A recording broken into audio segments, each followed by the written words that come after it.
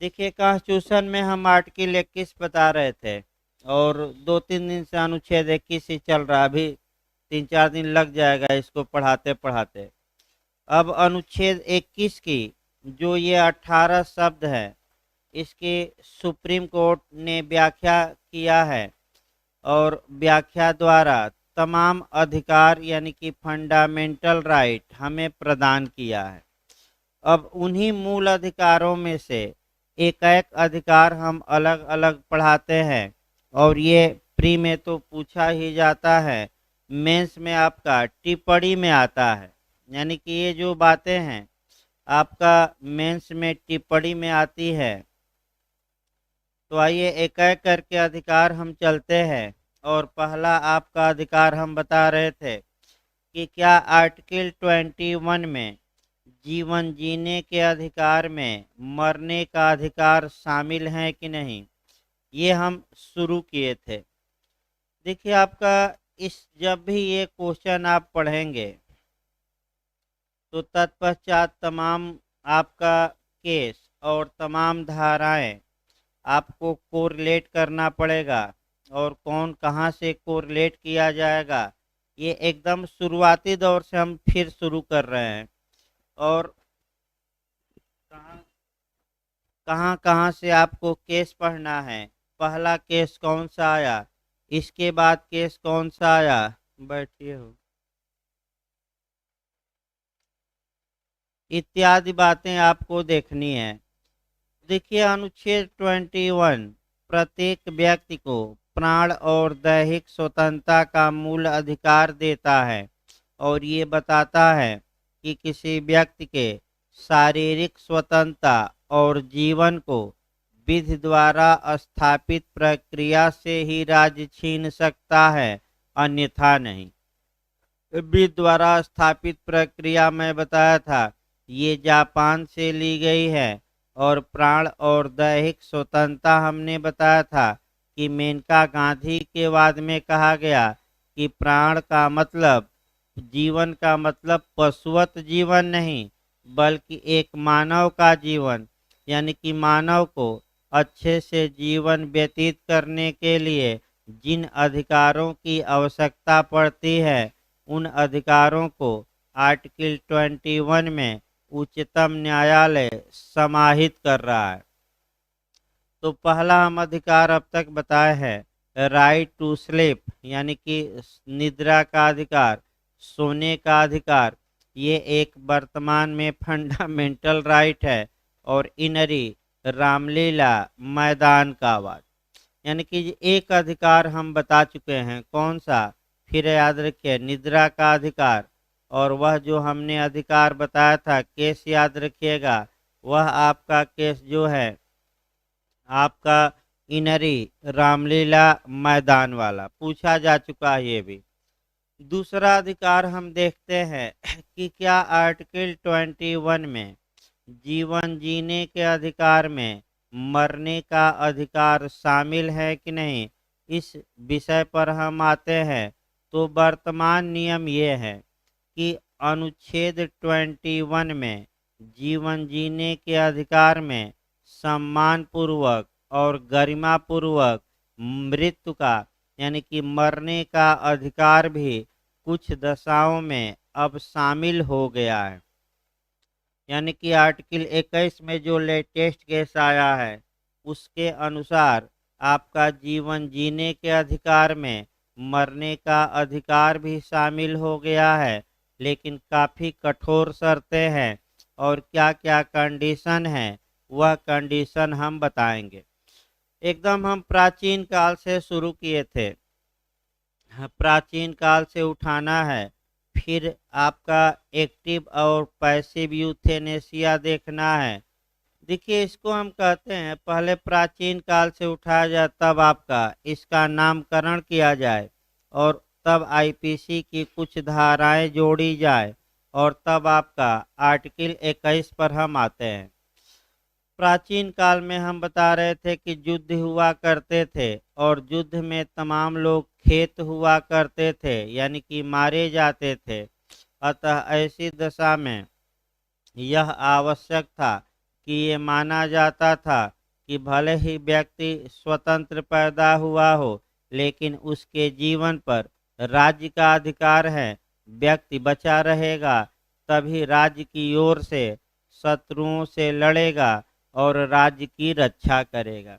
अतः इंग्लैंड में जो भी व्यक्ति आत्महत्या करता था, यानी कि अपने प्राण को त्याग देता था, ऐसी दशा में कठोर नियम थे। कठोर नियम ये थे कि पहला नियम ये था कि उसका अंतिम संस्कार ही नहीं किया जाता था, यानी कि लाश को लावारिस छोड़ दिया जाता था कि कौवे और चील आपका इत्यादि खाएं।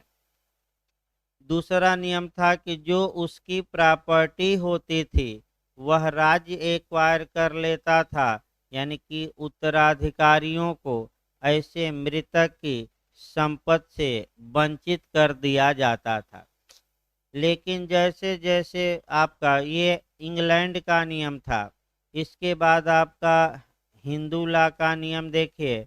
हिंदू लॉ में भी कुछ दशाओं में ऐसा नियम था, मुस्लिम लॉ में भी कुछ दशाओं में ऐसा नियम है कि जो व्यक्ति आत्महत्या का प्रयास किया है और वसीयत किया है उसके बाद, तो ऐसी दशा में कुछ मामलों में वह वसीयत वैध नहीं होगी। आपका ये मुस्लिम लॉ में भी थोड़ा बहुत ऐसा प्रावधान था। जब लॉर्ड मैकाले आईपीसी बनाने लगा तो आईपीसी की धारा 309 बनाया और तमाम धाराएं बनाया। तो आईपीसी की कुछ धाराओं पर हमें गौर करना है, लेकिन उसके पहले यूथेनेसिया को जानना है, यानी कि सुख मृत्यु या इच्छा मृत्यु या अपनी इच्छा से मर जाना या दया मृत्यु या मर्सी किलिंग या यूथेनेसिया। जो ये यूथेनेसिया होती हैं आपका दो प्रकार की होती हैं, एक एक्टिव और एक पैसिव। यानी कि एक एक्टिव यूथेनेसिया और एक पैसिव यूथेनेसिया। एक्टिव में क्या होता है, पैसिव में क्या होता है, तो आप सीधे यानी कि प्रत्यक्ष और अप्रत्यक्ष सुख मृत्यु। तो पहले दोनों का कंसेप्ट क्लियर रखिए। एक्टिव में ये होता है कि व्यक्ति स्वेच्छा से दूसरे व्यक्ति को सम्मति देता है कि वह उसकी मृत्यु कारित कर दे। उदाहरण के रूप में ए एक व्यक्ति है और बी को सहमति देता है कि हे बी, तुम हम पर गोली चलाओ और गोली चलाकर हमारी क्या कर दो, मृत्यु। ये जो मामला आएगा हम इसे एक्टिव यूथेनेसिया कहेंगे, यानी कि प्रत्यक्ष रूप से बिना किसी रोग कारण के तुम हम पे गोली चलाओ और हमारी क्या ले लो, जान। दूसरा ये होता है पैसिव यूथेनेसिया तब होती है जब व्यक्ति बीमार रहता है और बीमारी बहुत भयंकर रहती है, बहुत व्यक्ति को कष्ट रहता है, पीड़ा रहती है, और ऐसी दशा में बस ये है कि जो लाइफ सपोर्ट सिस्टम पर व्यक्ति रहता है उस सिस्टम को हटा लिया जाता है। यानी कि व्यक्ति कुछ दिन और जी सकता था लेकिन जो लाइफ सपोर्ट सिस्टम है उसको हटा लिया जाता है और तत्पश्चात व्यक्ति की मृत्यु हो जाती है। तो अगर व्यक्ति ऐसा है कि जिसे जीने की संभावना बिल्कुल नहीं है, तो ऐसी दशा में उसे दवा इत्यादि न दिया जाए ताकि वह जल्दी ही क्या हो जाए, मर जाए। तो ऐसी दशा में इसे पैसिव यूथेनेसिया कहते हैं। अब समस्या ये है कि एक्टिव यूथेनेसिया भारत में मान्य है कि पैसिव, तो पैसिव मान्य है, एक्टिव आपका मान्य नहीं है। अब यहाँ आपको कुछ धाराओं को कोरिलेट करना है पहले आईपीसी के। आप ध्यान से देखिए और आईपीसी की धाराएं देखिए पहले उदाहरण पर। अगर बी एक व्यक्ति है और ए बी को कंसेंट या रजामंदी देता है कि हे भी, तुम हम पर गोली चलाकर मेरी मृत्यु कारित कर दो, तो ऐसी दशा में दो भाग में इसको बांट लेना है। अगर ए की एज 18 वर्ष या उससे ऊपर है, तब आपका मामला आईपीसी की धारा 300 के अपवाद नंबर 5 में जाएगा। और अगर ए की एज 18 वर्ष से कम है जो सहमत दिया है, तो ये मामला डायरेक्ट 300 में आएगा, यानी कि मर्डर में। यानी कि वर्तमान समय में अगर किसी की सहमति लेकर कोई व्यक्ति उसकी मृत्यु कारित करता है, तो जिसकी मृत्यु कारित की गई है सहमत से, भारत में एज के आधार पर अंतर है। अगर उसकी एज 18 वर्ष से ऊपर है, तो ऐसी दशा में वह हत्या की कोटि में न आने वाला आपराधिक मानववध माना जाएगा। और जो व्यक्ति हत्या ऐसा मर्डर किया है, वह 304 के तहत, आईपीसी की धारा 304 के तहत दंड का भागी होगा। दूसरा नियम यह है कि अगर जिस व्यक्ति ने सम्मत दी है उसकी एज 18 वर्ष से कम है, तो ऐसी दशा में उसकी सम्मति कोई बचाव नहीं देगी, और भी किसके लिए दोषी होगा? मर्डर के लिए, यानी कि 302। यानी कि भारत में एक्टिव यूथेनेसिया का सिद्धांत लागू नहीं होता, और जो व्यक्ति ऐसा करेगा वह दंड का क्या होगा? भागी। अब इसी के साथ आपका 309 हमें देखना है। अब आइए, मान लीजिए ये एक मरीज है और डॉक्टर को लगता है कि ये अब जिंदा ज़्यादा देर तक नहीं बचेगा, और डॉक्टर ने आपका जो सपोर्ट, आपका माने लाइफ सपोर्ट सिस्टम है, या दवा देना ही बंद कर दिया, जिसके कारण एक की मृत्यु हो गई। तो ऐसे डॉक्टर लोप द्वारा, यानी कि कार्य द्वारा नहीं, ओमिशन द्वारा, यानी कि कुछ न करने द्वारा हत्या के लिए जिम्मेदार होते थे। और डॉक्टरों ने, जब डॉक्टरी की शिक्षा ली जाती है, तो वहाँ शपथ डॉक्टरों को दिलवाई जाती है कि जब तक सांस तब तक आस, यानी कि मैं मरीज को तब तक प्रयास करूंगा बचाने का जब तक कि इसकी क्या न हो जाए, मृत्यु न हो जाए। तो ऐसी दशा में आखिर डॉक्टरों के शपथ का क्या होगा? क्योंकि वह तो जीवन बचाने की शपथ लेते हैं। यानी कि व्यक्ति कोमा में चला गया, जरा भी संभावना नहीं है, यानी कि आपका 0.1% ही बचने की संभावना है, फिर भी डॉक्टर ये शपथ लेता है कि हम अंत तक इसको बचाने का क्या करेंगे? प्रयास।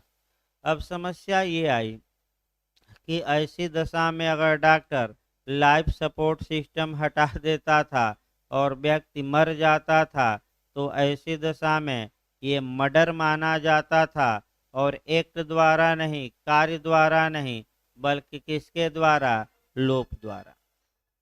ये आपका ये एक 300, आपका 302 में ही आएगा। अब अगला पॉइंट देखिए, आईपीसी की धारा 80, आपका 309।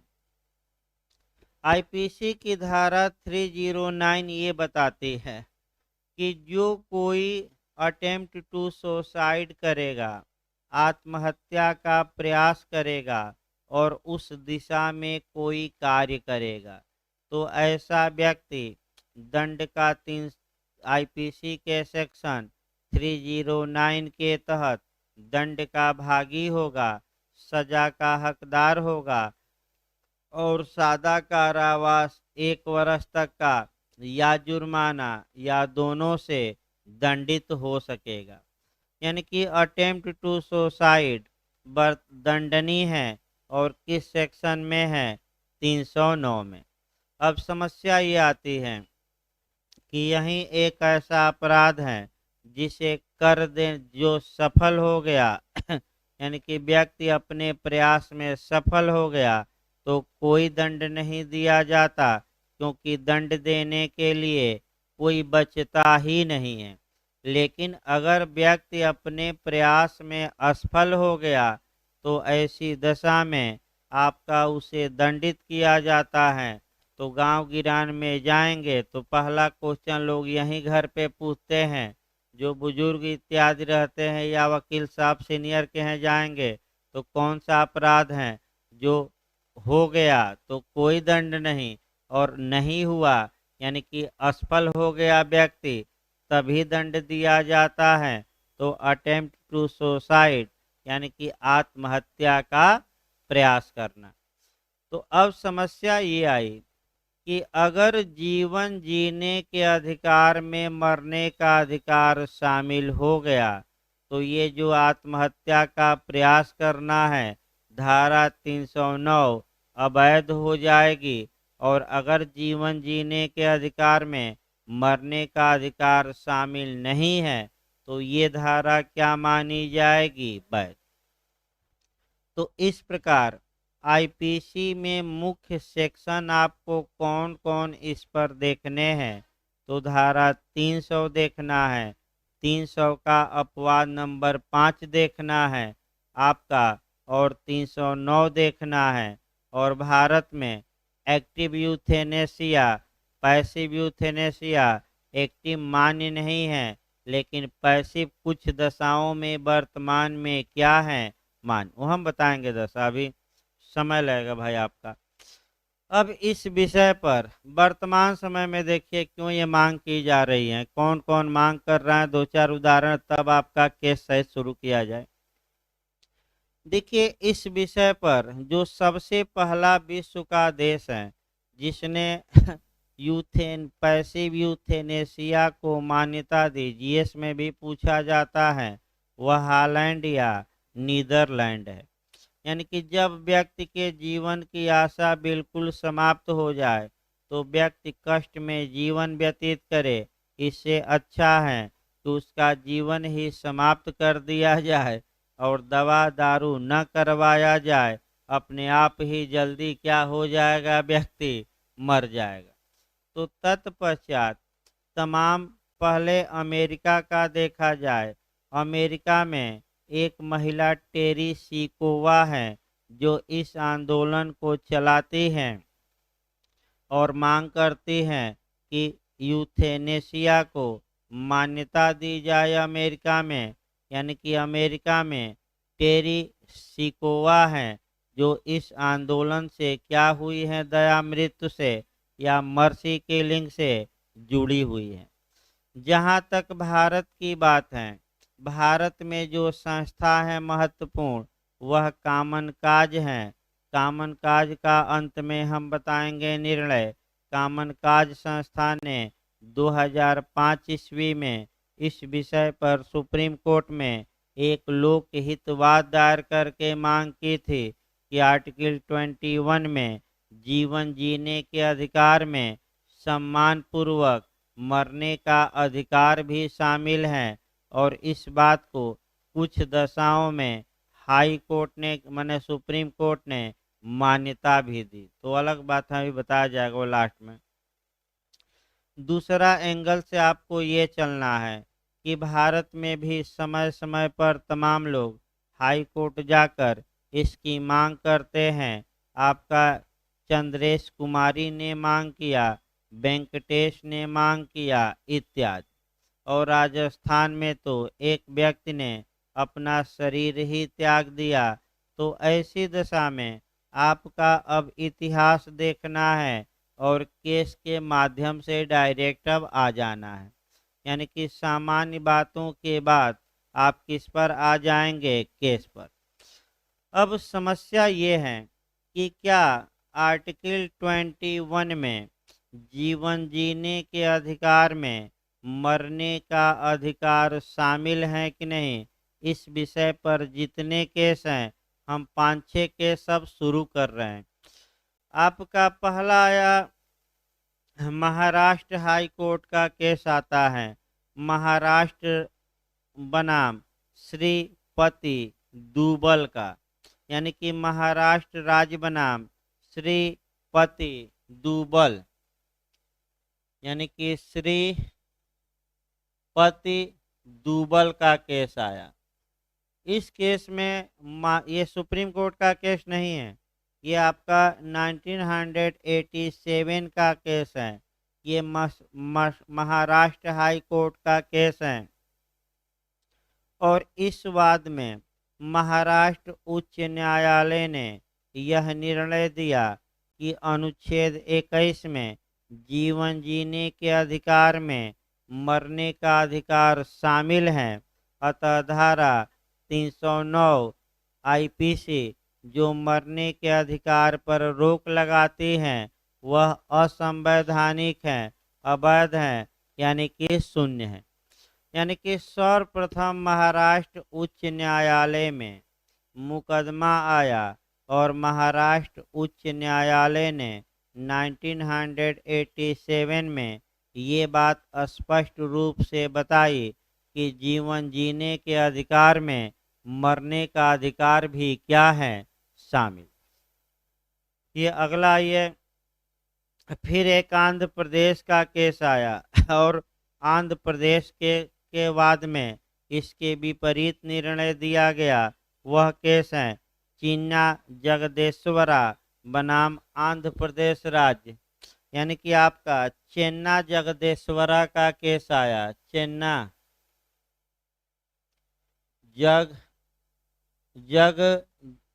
जगदेश्वरा,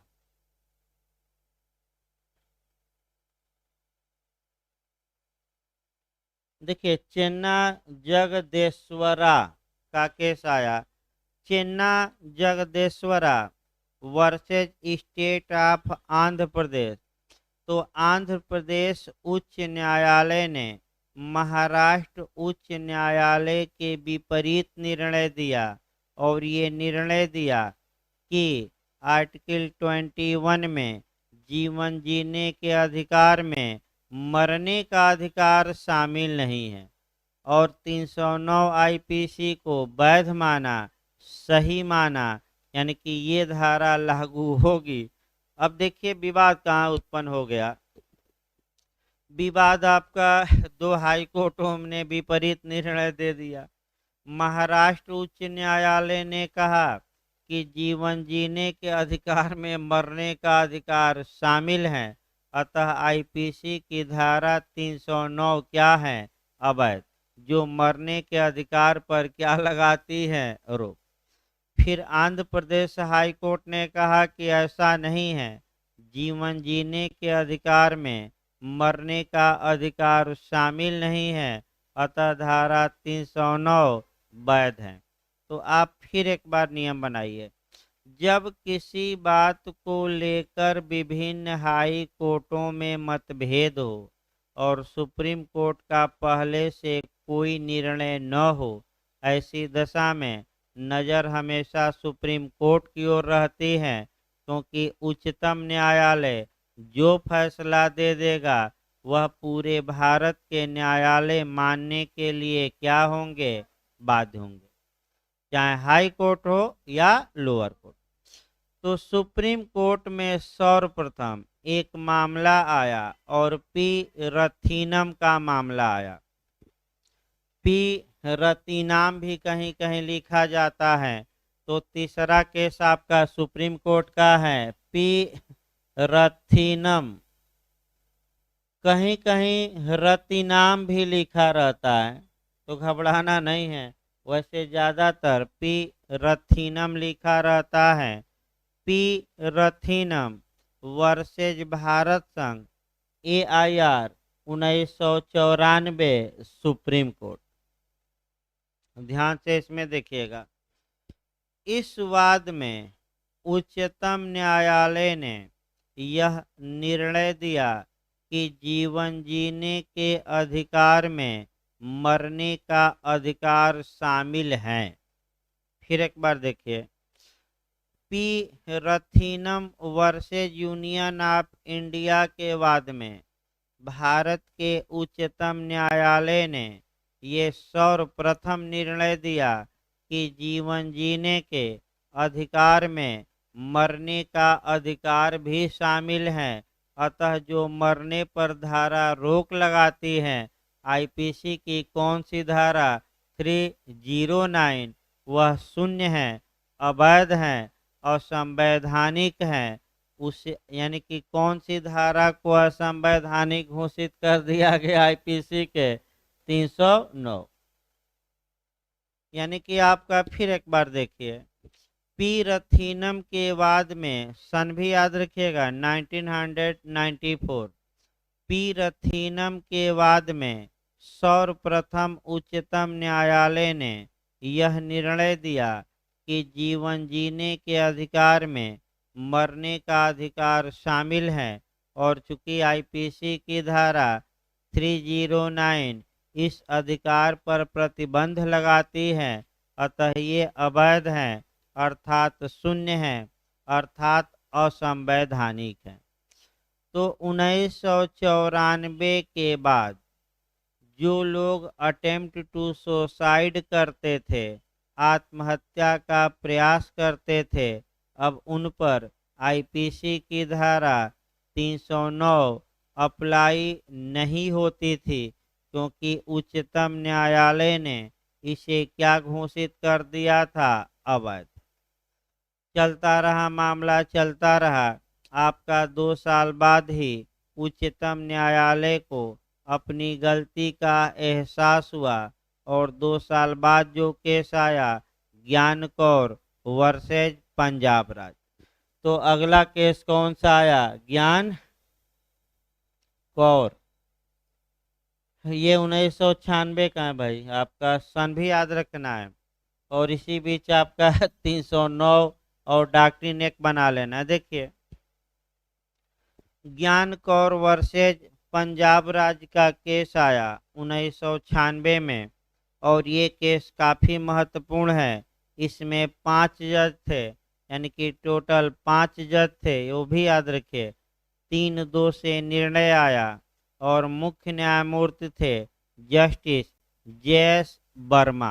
ये भी पूछा जाता है। 5 जज थे, 3 जज पक्ष में थे निर्णय के, 2 जज विरोध में थे, जो सीजीआई थे, यानी कि मुख्य न्यायमूर्ति थे जस्टिस जे.एस. वर्मा, जो 2013 में IPC, evidence CrPC, POCSO act इत्यादि में जो संशोधन हुए हैं, मैं बता दूं, वह जो ये जस्टिस जे.एस. वर्मा थे, इन्हीं के एक सदस्य समिति बनाई गई थी और जस्टिस जे.एस. वर्मा समिति की सिफारिश पर 2013 में तमाम कानूनों में संशोधन किया गया। ये मैं कई बार बताया हूँ। तो वहीं जस्टिस जे.एस. वर्मा थे मुख्य न्यायाधीश, और इन्होंने पी रथीनम के बाद में दिए गए निर्णय को उलट दिया, सेट साइड कर दिया, अपास्त कर दिया, और ये कहा कि पी रथीनम के बाद में दिया गया निर्णय गलत था। आर्टिकल 21 में जीवन जीने के अधिकार में मरने का अधिकार शामिल नहीं है। यानी कि आपका, यानी कि कुल एक लाइन ये जानिए कि ज्ञान कौर के वाद में ये स्पष्ट सुप्रीम कोर्ट ने कह दिया कि जीवन जीने के अधिकार में मरने का अधिकार शामिल नहीं है। अतः आईपीसी की धारा 309 कॉन्स्टिट्यूशनल है, संवैधानिक है, अर्थात वैध है।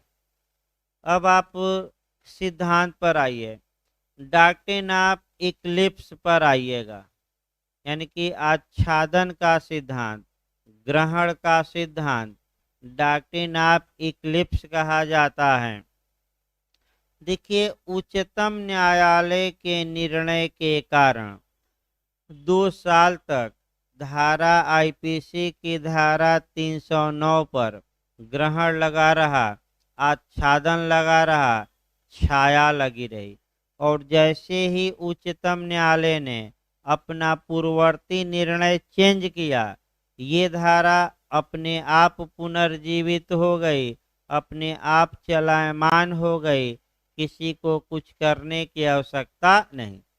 तो जब न्यायालय किसी धारा को अवैध घोषित करता है तो वह धारा समाप्त नहीं होती, बेयर एक्ट में बनी रहती है, लेकिन उस धारा का प्रवर्तन रुक जाता है, उस धारा का इन्फोर्समेंट रुक जाता है। अर्थात उस धारा के तहत अब न तो किसी पर एफआईआर होगा और न ही किसी को दंडित किया जाएगा।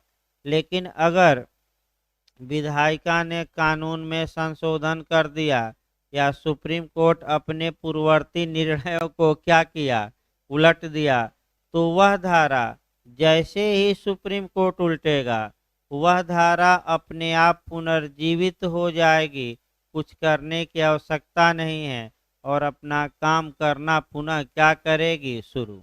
लेकिन जितना दिन तक वह कोमा में थी यानी कि ग्रहण लग गया था, तो किस निर्णय से ग्रहण लग गया, पीरथीनम।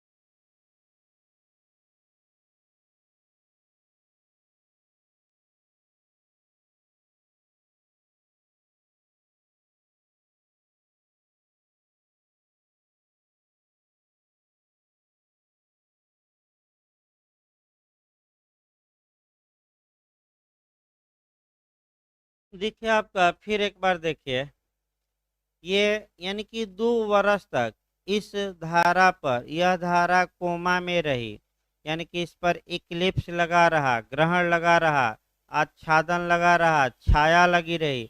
और जैसे ही सुप्रीम कोर्ट ने अपना निर्णय चेंज किया, ये छाया हट गई और अपने आप ये धारा पुनः जीवित हो गई, मैंने मरी नहीं थी, यानी कि पुनर्जीवित, यानी कि कोमा में गई थी, आपका मरती नहीं है धारा, बस सुसुप्त हो जाती हैं। जैसे व्यक्ति कोमा में चला जाता है, अब बाद में या तो मर जाए या क्या करे, आपका पुनर्जीवित हो जाए।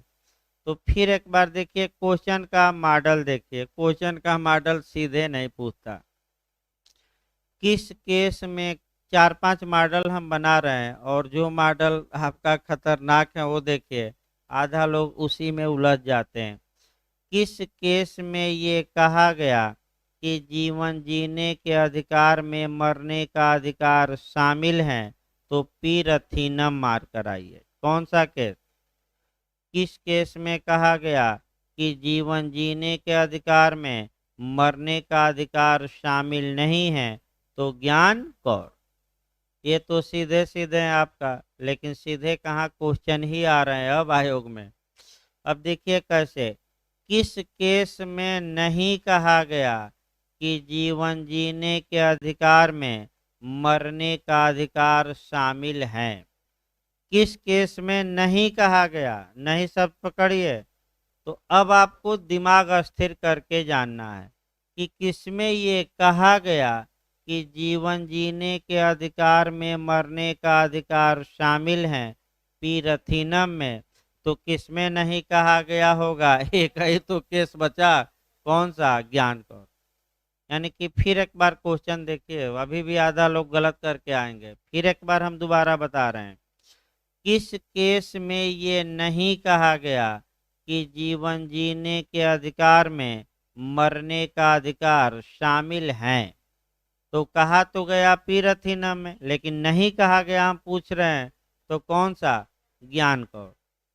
इसके उल्टा ये, किस केस में ये नहीं कहा गया कि जीवन जीने के अधिकार में मरने का अधिकार शामिल नहीं है? तो भाई कहा नहीं, फिर एक बार देखिए, उल्टा वही कह रहा हूँ, फिर उल्टा, फिर एक बार क्वेश्चन देखिए। किस वाद में ये नहीं कहा गया कि जीवन जीने के अधिकार में मरने का अधिकार शामिल नहीं है? तो किस केस में पहले निकालेंगे कि कहा गया? तो ज्ञान कौर में कहा गया। तो हमने उदाहरण बताया कि नहीं कहा गया, तो नहीं कहा गया यानी कि आपका कह सकते हैं कि पी रथीनम का केस मारेंगे। फिर एक बार हम बता रहे हैं, क्योंकि आपका बहुत उलझाऊ क्वेश्चन आता है नहीं वाला हमेशा। फिर लास्ट में एक बार देखिए और दिमाग में स्थिर से बैठाइए भाई। ट्रिक एक पकड़ लीजिए कि जैसे ही नहीं शब्द आपका कंपटीशन में आता है तो दिमाग अस्थिर करके आपको क्वेश्चन पहले समझना पड़ेगा, क्योंकि ये क्वेश्चन 50% लोग हड़बड़ी में गलत कर देते हैं। तो अगर ये आए कि किस केस में नहीं कहा गया कि जीवन जीने के अधिकार में मरने का अधिकार शामिल है, तो पहला दिमाग लगाइएगा कि किस केस में ये कहा गया। तो जीवन जीने के अधिकार में मरने का अधिकार शामिल है, ये पीरथीनम में कहा गया। तो किस में नहीं कहा गया होगा ये? तो ज्ञान कौर। ऐसे निकालिए। दूसरा नियम देखिए, किस केस में ये नहीं कहा गया कि जीवन जीने के अधिकार में मरने का अधिकार शामिल नहीं है? तो अब आपका किस में ये कहा गया वो पहले देखना है, ज्ञान कौर में। तो किस में नहीं कहा गया होगा, क्योंकि नहीं शब्द हम लगाए हैं, तो पी रथिनम। तो नहीं जब भी आए तो पहले सीधे दिमाग लगा के किस में कहा गया याद कर लीजिएगा ये बात, और उसके विपरीत क्या करिएगा, आंसर दीजिएगा। भाई सीधे नहीं, पहले जिसमें कहा गया वो बैठाइएगा दिमाग में, उसके बाद आप क्या करेंगे, उसके विपरीत वाला जो केस रहेगा वह सही मारेंगे, क्योंकि वाक्य कहा गया नहीं था, नहीं कहा गया। तो भाई समस्या हो तो बताइए फिर से एक बार बताया जाए। एक बार घर पर भी आप प्रैक्टिस करिएगा, नहीं आएगा तो फिर हम दोबारा बताएंगे, लेकिन ये क्वेश्चन ज़्यादा लोग गलत करके आते हैं। देखिए आपका ज्ञान कौर के केस में फैसला आ गया, जस्टिस जेएस वर्मा, यानी कि 309 फिर से वैध हो गई 2 साल के बाद, और फिर से अप्लाई हो गई। जो लोग अटेम्प्ट टू सुसाइड करते थे, फिर आपका कह सकते हैं कि 309 उन पर लगाई जाने लगी। इसी के तर्ज पर एक और भी चीज देखनी है, वह आईटी एक्ट की धारा, यानी कि आपका सूचना प्रौद्योगिकी अधिनियम सन 2000, इंफॉर्मेशन टेक्नोलॉजी एक्ट सन 2000 की धारा 66A आपको देखना है। उच्चतम न्यायालय ने Shreya Singhal versus union of India के वाद में इस धारा को असंवैधानिक या शून्य या अवैध घोषित कर दिया। फिर भी राज्यों ने क्या किया कि लगभग प्रत्येक राज्य अभी भी इस धारा के तहत एफआईआर दर्ज कर ले रहे हैं। इस बात को सुप्रीम कोर्ट में फिर उठाया गया कि जब आप अवैध घोषित कर दिए हैं तो फिर ये राज्य इस धारा का प्रवर्तन क्यों कर रहे हैं। तो कल फिर सुप्रीम कोर्ट ने आदेश दिया है कि जितने एफआईआर देश में 66A आईटी एक्ट के तहत किए गए हैं सब रद्द किए जाएं। यानी कि सबको कल रद्द करने का क्या दे दिया, आदेश। क्यों दिया? क्योंकि ये कहा कि हमने इसे क्या घोषित कर रखा है, अवैध या असंवैधानिक। कल आदेश आ गया, क्योंकि ये बात दिखाई गई थी कि ये जब अवैध है तो एफआईआर कैसे, ये धारा प्रवर्तन में ही नहीं है। तो कैसे धारा का यूज किया जा रहा है, तो 2 साल तक जो व्यक्ति मरने का प्रयास करता था उसके खिलाफ कोई कार्यवाही कानूनन नहीं होती थी। 1994 से लेकर कब तक, 1996। लेकिन 1996 में जो ज्ञान कौर का केस आया, मामला पलटा और फिर अटेम्प्ट टू सुसाइड को क्या बना दिया गया, दंडनीय। चलता रहा मामला, चलता रहा। 2011 आ जाइए, यानी कि 1996 के बाद डायरेक्ट आप 2011 आइए और लास्ट में 2018 आना, यानी कि 2 केस और हमें देखना है। Aruna Ramchandra Shanbaug, Aruna Ramchandra Shanbaug versus union of India, यानी कि ये अगला केस है आपका। अरुणा रामचंद्र आपका शानबाग, शानबाग वर्सेज भारत संघ, ये 2011 का केस है। देखिए इसमें क्या हुआ, ये जो अरुणा रामचंद्र शानबाग हैं, ये एक अस्पताल में काम करती थी। किसी कर्मचारी द्वारा आपका दुराचार का प्रयास किया गया था और यह अपना बचाव ले रही थी। उसी समय इसे चोटें आ गई और जब चोट आ गई तो यह कोमा में चली गई और 10-11 साल से मने वह वहीं पड़ी रही। बस इसको नली से मने ये देख आँख खोलती थी, कुछ बोल नहीं पाती थी। कभी काल हल्का हल्का मुस्कुरा देती थी, कुछ बोलता था तो, लेकिन एकदम बिस्तर पर ही पड़ी रहती थी।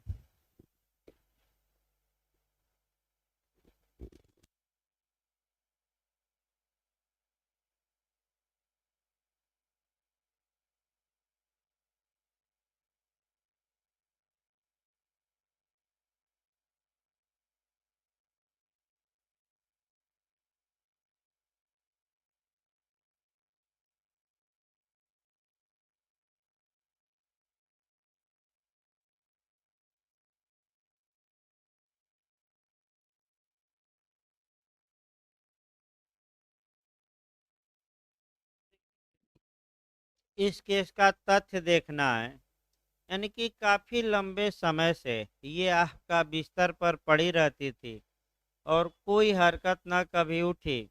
लेकिन हल कभी काल आपका मैंने कह सकते हैं कि आँख खोले रहती थी, कभी काल आपका मैंने मुस्कुराने का चेहरा बनाती थी, यानी कि मुस्कुराती थी, लेकिन आपका बिस्तर से कभी उठी नहीं और नली से आपका भोजन पानी सब दिया जा रहा था।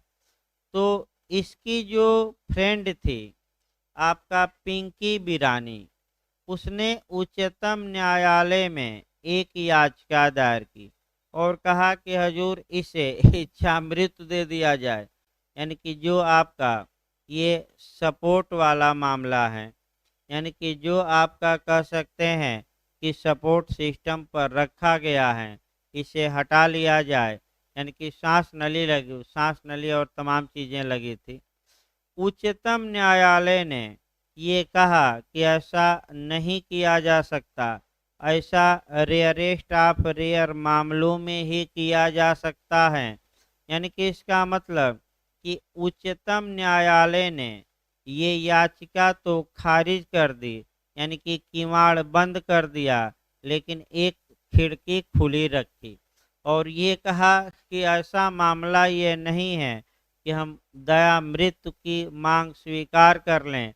हाँ, आप हाई कोर्ट, कोई भी व्यक्ति जो इच्छा मृत्यु मांगता है हाई कोर्ट में याचिका दायर कर सकता है। अगर मामला ऐसा है कि अब जीवन जीने की कोई संभावना नहीं है तो हाई कोर्ट जो करे, तो तमाम हाई कोर्टों में मुकदमा चलता रहा और हाई कोर्ट ज़्यादातर इनकार ही कर देते थे, चलता रहा। मैंने किस केस में सुप्रीम कोर्ट ने ये कहा कि भाई हम इस मामले में नहीं देंगे, लेकिन दिया जा सकता है इच्छा मृत्यु भारत में।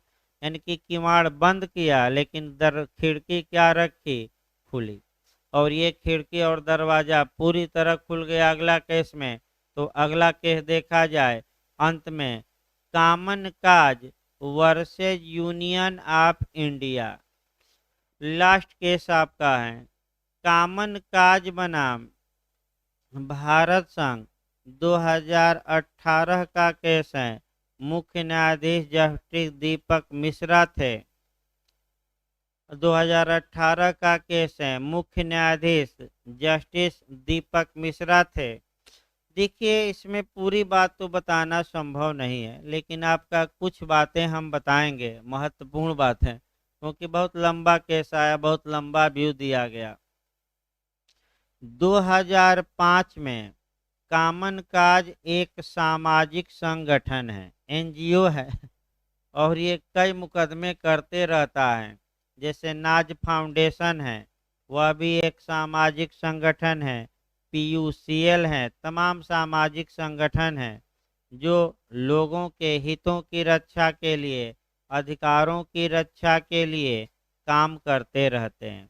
तो अब एक एक करके देखिए, कॉमन काज ने क्या किया कि 2005 में याचिका दायर की और ये मांग किया कि हजूर आर्टिकल 21 में जीवन जीने के अधिकार में मरने का अधिकार शामिल है और आप इसे मान्यता दीजिए। तो ऐसी दशा में सुप्रीम कोर्ट ने सुनवाई की याचिका पर और अंत में फैसला आया। सुप्रीम कोर्ट ने ये कहा कि आर्टिकल 21 में आपका सम्मान पूर्वक मृत्यु का भी अधिकार शामिल है। सम्मान पूर्वक एवं गरिमा पूर्वक मृत्यु का भी इच्छा मृत्यु का अधिकार शामिल है, लेकिन यह विरल से विरलतम मामलों में ही दिया जा सकता है और इसके लिए तमाम गाइडलाइन बताई। और गाइडलाइन इतना तगड़ी है, कठोर है कि पालन बहुत कम लोग ही कर पाएंगे। देखिए क्या आपका गाइडलाइन है। पहले वह व्यक्ति जब स्वचित हालात में था तो एक विल लिखा था, वसीयत लिखा था। या स्वचित नहीं है तो उसके घर वाले रजामंदी दिए थे। फिर हाई कोर्ट में याचिका दायर की जाएगी। 3 जज उस याचिका पर सुनवाई करेंगे, कम से कम कितना, 3। फिर हाई कोर्ट के जो जज हैं वह एक मेडिकल बोर्ड का गठन करेंगे। मेडिकल बोर्ड ऐसे व्यक्ति की परीक्षा करेगा, माने चिकित्सकीय परीक्षा, और मेडिकल बोर्ड हाई कोर्ट को रिपोर्ट देगा। और हाई कोर्ट को ये लगता है, मैंने बाद नहीं, हाई कोर्ट, अगर हाई कोर्ट को लगता है कि इस मामले में इच्छा मृत्यु दिया जाना चाहिए, क्योंकि अब जरा भी संभावना नहीं है कि यह व्यक्ति बच सकता है और आपका कष्ट ज़्यादा भोगेगा, जिंदा रखा जाए, तो ऐसी दशा में हाई कोर्ट चाहें तो क्या दे सकता है, परमिशन। अब देखिए कितना तगड़ा नियम है। एक तो आपका हाई कोर्ट में याचिका दायर करिए, हाई कोर्ट पैनल बनाएगा डॉक्टरों का, पैनल ऐसे मरीज की जांच करेगा, फिर रिपोर्ट हाई कोर्ट को दे। तो अब हाई कोर्ट क्या करता है, ये इसके ऊपर है। अगर इजाज़त दे देता है तो सही, और नहीं देता है तो वैसे ही आपको रहना पड़ेगा। तो बहुत रेयरेस्ट ऑफ रेयर मामलों में ही, विरल से विरलतम मामलों में ही हाई कोर्ट इसका यूज करते हैं। क्योंकि अगर सामान्यतः दिया जाने लगा तो हर एक व्यक्ति मांग कर देगा कि हमें दिया जाए, हम बहुत कष्ट में हैं। तो ऐसे नहीं, यानी कि वर्तमान नियम ये है। लास्ट नियम देखिए कि आईपीसी की धारा 309 भी वैध, 300 का अपवाद नंबर 5 भी वैध, सब कुछ वैध है, लेकिन कुछ दशाओं में बहुत कठोर शर्तों का पालन करते हुए, कठोर नियमों को अपनाते हुए उच्च न्यायालय यदि चाहें, विवेकाधिकार हैं, तो इच्छा मृत्यु या मर्सिंग किलिंग या पैसिव नहीं, हाँ पैसिव यूथेनेसिया या सुख मृत्यु या दया मृत्यु की इजाजत दे सकता है। वर्तमान नियम यही है, यानी कि जो वर्तमान नियम लास्ट में आया कामन काज का, कि कुछ दशाओं में, यानी कि अब वर्तमान में एक लास्ट लाइन ये है कि वर्तमान में कुछ दशाओं में आर्टिकल 21 में जीवन जीने के अधिकार में सम्मान पूर्वक एवं गरिमा के साथ मरने का अधिकार भी क्या है, शामिल है। भले एब्सोल्यूट ना हो, लेकिन कुछ दशाओं में तो अब क्या किया हमारे उच्चतम न्यायालय ने, प्रदान ही कर दिया, भले तामझाम क्या हो ज्यादा। हाँ, संलेखना पद्धति आपका अपना कर एक व्यक्ति ने, राजस्थान तमाम है केस भाई, आपका राजस्थान में अपने प्राण त्याग दिए, तो वो देखिए पद्धति थोड़ा हमें भी देखना पड़ेगा डिटेल में, उसका इतिहास तब बताएंगे, किस दिन बीच में हम बता देंगे। आपका एक दो और मामले आए हैं नैन आपका, तो संलेखना पद्धति हम बताएंगे, उसमें धर्म के अनुसार आपका प्राण त्यागा जाता है, तो इसको हम बताएंगे, थोड़ा डिटेल में देख लें तब भाई। देखिए आपका अगले अधिकार पर चला जाए, जो अगला अधिकार हम बताने जा रहे हैं वह राइट टू प्राइवेसी है, यानी कि एकांतता का अधिकार अर्थात निजता का अधिकार। जहाँ तक निजता की बात है, निजता का अधिकार पर आपका देखिए पहले कंसेप्ट क्लियर करिए, उसके बाद से आपका केस के माध्यम से चलना है और 7-8 केस देखना है, और जो लास्ट केस आपको देखना है वह retire justice puttu Swami versus union of India, जहां की 9 जजों की पीठ ने सर्वसम्मत से फैसला दिया था। लेकिन इतिहास, अब इंटरव्यू का भी क्वेश्चन चलता रहा जाए, क्योंकि पढ़ाने के साथ साथ इंटरव्यू में जो क्वेश्चन बनते हैं वो भी साथ ही लेकर चलना पड़ेगा।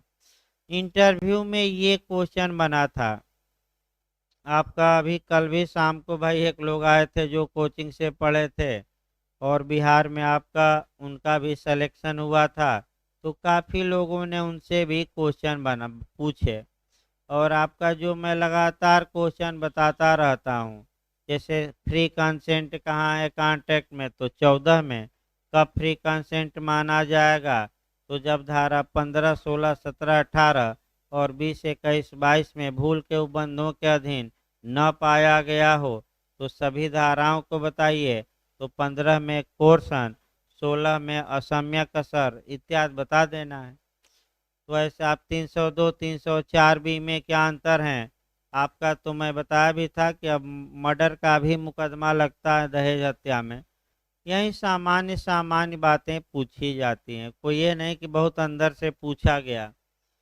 तो फिर एक बार देखिए इंटरव्यू में ये पूछा गया था कि आखिर रिटायर जस्टिस पुट्टू स्वामी का केस आया और इसके पहले भी एकांतता पर तमाम केस आए हैं, प्राइवेसी पर, तो इनमें अंतर क्या है, तो बस एक लाइन आप अंतर बताइए। जो इसके पूर्ववर्ती केस आए उन केसों में आर्टिकल 21 में राइट टू प्राइवेसी भी शामिल हैं, ये मान्यता दी गई, लेकिन भिन्न भिन्न मामलों में या भिन्न भिन्न क्षेत्रों में, लेकिन सभी मामलों को एक जगह एकत्र करके बता दिया गया, किसमें, आपका कह सकते हैं कि रिटायर जस्टिस पुट्टू स्वामी, यानी कि जो बिखरे हुई बातें थी अलग अलग एकांतता की, वे सभी बातों को एक जगह एकत्र करके और एक बार बता दिया गया कि राइट टू प्राइवेसी आर्टिकल 21 में एक फंडामेंटल राइट है, लेकिन राज्य इस पर प्रतिबंध लगा सकता है। वह प्रतिबंध रीजनेबल होना चाहिए, और प्रतिबंध उचित है कि नहीं अभी हम बताएंगे रीजनेबल, इसका निर्धारण सदैव कौन करता है, न्यायालय। यानी कि आपने जो रिस्ट्रिक्शन लगाया है, जो प्रतिबंध लगाया है निजता पर व्यक्तियों के, क्या वह उचित है कि नहीं, इसका निर्धारण किसके द्वारा किया जाएगा, तो न्यायपालिका द्वारा। तो आइए पहले ये जानिए कि निजता होती क्या है। निजता का मतलब ये हुआ आपका, कह सकते हैं कि हमारे आंतरिक मामलों में कोई दूसरा हस्तक्षेप न करे। इसके लिए आपका, यानी कि इसका मतलब ये हुआ, किसी व्यक्ति के निजी जीवन में दूसरा व्यक्ति कोई दखल न दे। यानी कि इसका मतलब ये हुआ कि जो हमारी पर्सनल बातें हैं उसमें कोई दखल न दे। तो भाई आप भी नियम बना लीजिए, अगर मित्रता कायम रखनी है लंबे समय तक तो किसी के पर्सनल मामले में दखल न दीजिए। उसका जो व्यक्तिगत मामला है, जब आप उसमें प्रवेश करने लगते हैं तब आपका क्या होती है, समस्या होती है। आप मित्रता निभाइए, लेकिन वह कहाँ जा रहा है, किससे विवाह करने वाला है, किसके साथ आपका घूमने वाला है, पीवीआर में किसके साथ गया, कहाँ फ़ोन किया, कितने देर फ़ोन किया, किसको मैसेज भेजा, इससे आपको मतलब नहीं होना चाहिए। आपका ये राइट टू प्राइवेसी का क्या है, वायलेशन। अब ज़बरदस्ती कोई वेश्यालय में चला जाए, वेश्या को कहे कि हमसे रिलेशन बनाइए, तो वेश्या को भी एकांतता का क्या है, हक। लेकिन मैं फिर बता दूं, निजता या एकांतता या जो ये प्राइवेसी है कि अपनी व्यक्तिगत मने कह सकते हैं कि जानकारियां हमारी कोई न पाए, हमारी एकांतता में हनन न करे, ये आपका, तो एकांतता भिन्न भिन्न मामलों में एकांतता का अधिकार प्रदान किया गया था इसके पहले। लेकिन आपका जब रिटायर जस्टिस पुट्टू स्वामी का केस आया तो सभी पूरा व्यू लिया गया। इसीलिए 9 जजों की पीठ बनी कि एक ही बार सब क्या किया जाए, निपटा दिया जाए। बार बार ये कभी वेश्या, कभी डकैत, तो कभी आपका विवाह इत्यादि, या कभी रोगी। इससे अच्छा है कि एक ही बार सबको क्या किया जाए, लपेटे में ले लिया जाए और सबको एक ही बार निपटा दिया जाए। जब भी निजता पढ़िएगा तो अगर कोई व्यक्ति, थोड़ा पहले कोरिलेट कर लिया जाए तब आपका संविधान से शुरू किया जाए। इसको कोरिलेट हमें करना है। आपका एक तो आईपीसी की धारा 509 से, उसको कहीं लिख लीजिए। तो जो आईपीसी की धारा आएगी 509 आएगी, स्पष्ट रूप से 2013 में लिखा गया कि अगर कोई व्यक्ति किसी स्त्री की एकांतता का हनन करता है आपका, तो वह व्यक्ति दंड का भागी होगा। तो एकांतता का हनन करना वर्तमान में 509 के तहत क्या है, दंडित है।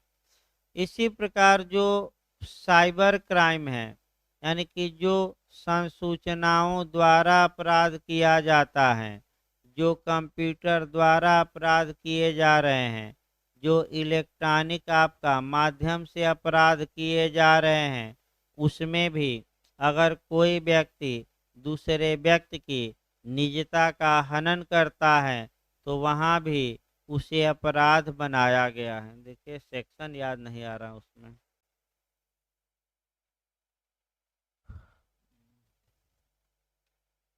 कि कल बता देंगे, सेक्शन आईटी एक्ट का याद नहीं आ रहा हमें।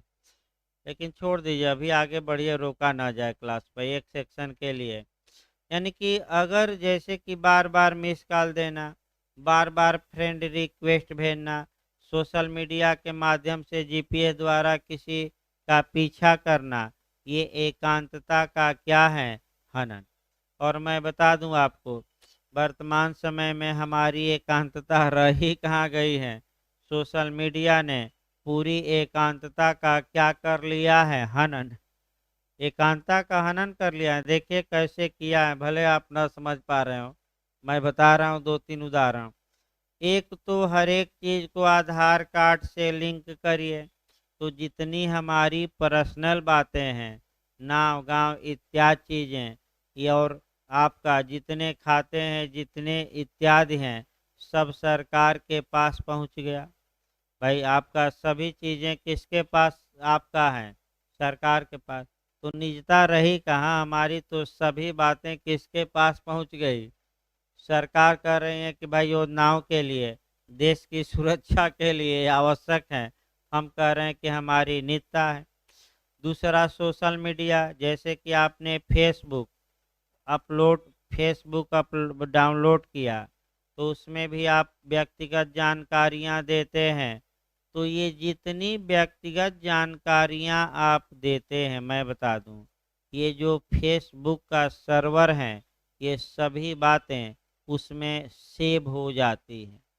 भले आप डिलीट कर दीजिए, भले कोई मैसेज दिए हो डिलीट कर दीजिए, लेकिन वहाँ तो क्या रहेगा, बना रहेगा।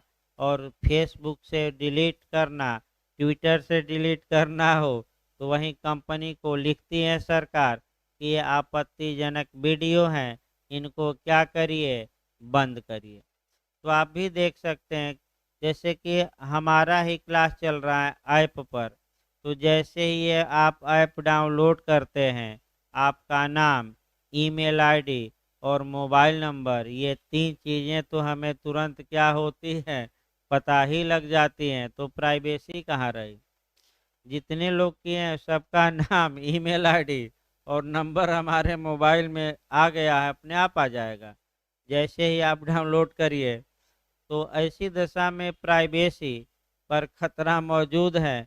ये तमाम आपका भी देखिए, आपका अभी फेसबुक पर भी फिर आया है, अभी आपका कि 10 लाख लोगों का आपका अकाउंट बंद करना, मैंने 10 लाख लोगों का पासवर्ड और यूजर आईडी हैक हो चुका है, 10 लाख लोगों का। और देख ही रहे हैं कि साइबर अपराध कितने बढ़ रहे हैं, रोज हो रहे हैं। किसी का फेसबुक हैक कर लीजिए, अश्लील पोस्ट डाल दीजिए, तो उसके मित्रों से मैसेंजर द्वारा पैसे की मांग करिए, तो कई लोग झांसे में आ जाते हैं, पैसा भेज भी देते हैं। और कई लोग जानते हैं कि ये सब क्या है, फर्जीवाड़ा है। तो पैसे की मांग करना तो फ़ोन करके करेगा कि मैसेज करके करेगा। तो भाई आप लोग, कोई भी अननोन नंबर आए और जब भी आपका बिजली का बिल पूछे, आपका ये कहे कि हम बैंक से बोल रहे हैं, या ये पासवर्ड बता दीजिए, हम 2 रुपया रिक्वेस्ट मनी भेजे हैं, आप हमको 5 रुपया भेजिए, चेक करना है, आपके मित्र ने बताया है, इत्यादि, किसी पर विश्वास नहीं करना है। जहाँ विश्वास किए और जैसे ही भेजे, या कहे कि ये लिंक गया है, थोड़ा लिंक क्लिक कर दीजिए, हमारे जीवन का सवाल है, तो भले तुम मर जाओ, लेकिन हम लिंक क्या करेंगे, क्लिक नहीं करेंगे। तो सतर्क रहना है, क्योंकि वर्तमान समय में फर्जीवाड़ा ज़्यादा है, यानी कि दुष्ट लोग ज़्यादा हैं और अच्छे लोग समाज में क्या हैं, कम। इसमें कोई शक नहीं है भाई आपका। तो आगे देखा जाए आपका एकांतता का अधिकार। जहाँ तक एकांतता का प्रश्न है, अपनी एकांतता या निजता का मतलब हुआ कि हमारे पर्सनल मामलों में, व्यक्तिगत मामलों में कोई हस्तक्षेप न करे। तो व्यक्तिगत मामला है कि नहीं, पहले ये डिसाइड होगा। तो ऐसी दशा में आपका एक एक केस देखा जाए, ये पहला जो केस हम बता रहे हैं, ये उत्तराखंड में आपका जे में आया था पिछली बार, गोविंद बनाम मध्य प्रदेश राज्य, यानी कि गोविंद वर्सेज मध्य प्रदेश राज्य का केस है, 1975 का केस है। इस वाद में उच्चतम गोविंद, ये पूछा गया था पिछली बार, फिर बताया जब भाई उत्तराखंड में आ चुका है। देखिए आपका Govind versus State of MP के वाद में ये कहा गया कि राइट टू प्राइवेसी, यानी कि जो निजता का अधिकार है, यह एक फंडामेंटल राइट आर्टिकल 21 में है, लेकिन यह एक पूर्ण अधिकार नहीं है, एब्सोल्यूट राइट नहीं है। इस पर राज्य उचित प्रतिबंध लगा सकता है। यानी कि इसका मतलब गोविंद के केस में ये बता दिया गया कि निजता का अधिकार एक मौलिक अधिकार है, लेकिन ये आत्यांतिक नहीं है, एब्सोल्यूट नहीं है, और स्टेट चाहे तो इस पर प्रतिबंध लगा सकता है, लेकिन वह प्रतिबंध कैसा होना चाहिए? उचित, अनुचित नहीं। उचित है कि नहीं, इसकी जांच सदैव कौन करेगी? न्यायपालिका। दूसरा केस आता है खड़क सिंह बनाम उत्तर प्रदेश राज्य 1963 का ये केस है। ये भी केस काफी महत्वपूर्ण है। देखिए इस केस में क्या हुआ था। इस केस में खड़क सिंह एक डकैत था और वह डकैती के लिए उस पर मुकदमा चला था। न्यायालय में ने साक्ष्य के अभाव में बरी कर दिया था। तो पुलिस क्या करती थी कि उसकी सर्विलांस यानी कि निगरानी करती थी, और जब वह सोया रहता था तो कभी 1 बजे, कभी 2 बजे, कभी 3 बजे उसका दरवाज़ा खटखटाती थी और घर के अंदर जाकर कमरे में चेक करती थी कि कहीं ये बाहर तो नहीं गया है। वह चला गया सुप्रीम कोर्ट और कहा कि ये निगरानी का कौन सा तरीका है? मुझे तो राइट टू प्राइवेसी मुझे भी है, भले ही मेरे ऊपर डकैती का इल्ज़ाम लगा हो। क्या रोज रोज ये पुलिस हमें निद्रा से जगा देती है? क्या हमारी एकांतता का हनन नहीं है? तो सुप्रीम कोर्ट ने कहा कि डकैत को भी एकांतता का अधिकार है, और ऐसी दशा में आप निगरानी घर में जाकर न करिए, बाहर से बैठकर करिए। ये आपका खड़क सिंह के केस में बताया गया। फिर आया महाराष्ट्र राज्य बनाम मधुकर नारायण का केस आया। महाराष्ट्र राज्य बनाम मधुकर नारायण का केस आया 1991 का और सुप्रीम कोर्ट का। देखिए इस केस में क्या होता है। एक पुलिस वाला था, दरोगा जी थे, वो पहुंच गए वेश्यालय और एक वेश्या से कहे कि हमसे रिलेशन बनाओ। वेश्या ने इनकार कर दिया तो जबरदस्ती करने लगे। वेश्या ने मुकदमा किया दुराचार के प्रयास का। तो दरोगा जी बचाव ले रहे थे कि यह एक चरित्रहीन महिला है, अतः हमने कोई अपराध नहीं किया, इसकी बातों पर विश्वास न किया जाए। महिला कह रही थी कि भले मैं चरित्रहीन हूँ, लेकिन मुझे भी राइट टू प्राइवेसी है, एकांतता क्या मुझे भी क्या है? हक है। सुप्रीम कोर्ट ने माना कि एक चरित्रहीन महिला को भी एकांतता का अधिकार या निजता का अधिकार क्या है? प्राप्त है, और किस अनुच्छेद में समाहित है? एक देखिए विभिन्न क्षेत्रों में एक निजता प्रदान की जा रही है। मैं फिर बता दूं, कभी डकैती के मामले में, कभी वेश्या के मामले में, तो कभी निगरानी के मामले में। ये सभी मामले एक जगह एकत्रित होंगे लास्ट में किस केस में? Retire justice puttu. अगला केस देखिए, राजा गोपाल बनाम तमिलनाडु राज्य का केस आया। Rajagopal versus State of Tamil Nadu का मामला आया 1994 का सुप्रीम कोर्ट का। ये इसका उपनाम है आटो शंकरवाद। आटो शंकरवाद